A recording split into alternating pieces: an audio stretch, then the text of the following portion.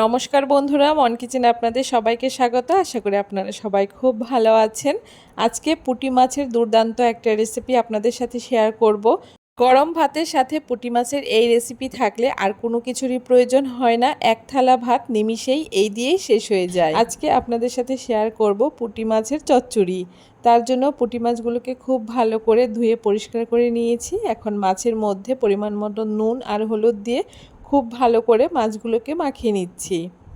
মাছগুলোকে খুব ভালো করে মাখিয়ে রেখে দিচ্ছি। আর এইদিকে আমি সবজিগুলোকে কেটে নিচ্ছি। এখানে প্রথমে আমি একটু লম্বা লম্বা করে পেঁয়াজকলি কেটে নিচ্ছি। আপনারা চাইলে কিন্তু পেঁয়াজকলির পরিবর্তে এখানে পেঁয়াজও ব্যবহার করতে পারেন। তারপরে এখানে আমি লম্বা লম্বা করে বেগুনগুলোকেও কেটে নিচ্ছি। সমস্ত সবজি কিন্তু আপনারা আপনাদের পরিমাণ মতো ব্যবহার করবেন। আর তারপরে এখানে আমি শিমগুলোকেও একটু ছোট ছোট করে কেটে নিচ্ছি। আর তারপরে আলুগুলোকেও আমি প্রথমে গোল গোল করে কেটে তারপরে এরকম করে লম্বা লম্বা করে কেটে নিচ্ছি। তার সাথে এখানে আমি একটা টমেটোকে ঠিক এরকম ছোট ছোট করে লম্বা লম্বা করে কেটে নিয়েছি।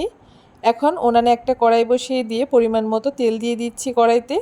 তেলটা খুব ভালো করে গরম করে নেওয়ার পরে এখানে আমি পুঁটি মাছগুলোকে দিয়ে একটুখানি লাল লাল করে মাছগুলোকে ভেজে নেব। মাছগুলোকে কিন্তু খুব বেশি কড়া করে ভাজবো না, হালকা করে একটুখানি ভেজে তুলে নিচ্ছি।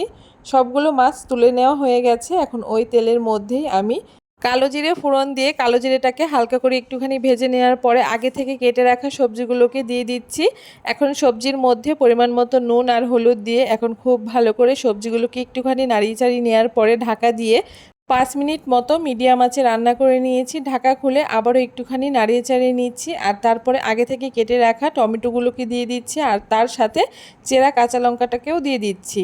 এই রান্নায় আমি কোনো রকম জল ব্যবহার করব না। ঢাকা দিয়ে দিয়ে সবজিগুলোকে আমি খুব ভালো করে সেদ্ধ করে নেব।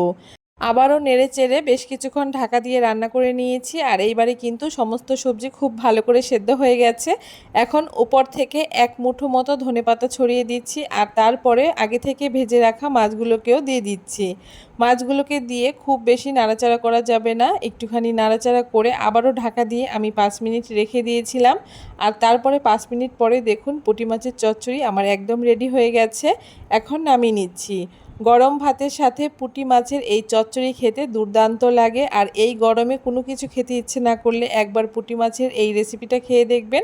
আশা করি আপনাদের ভীষণ ভালো লাগবে।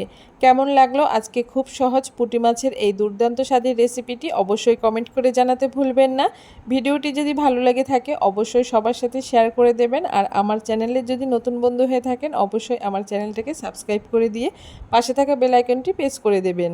আজ এ পর্যন্তই, আবার চলে আসবো নতুন একটি ভিডিও নিয়ে। ভালো থাকবেন।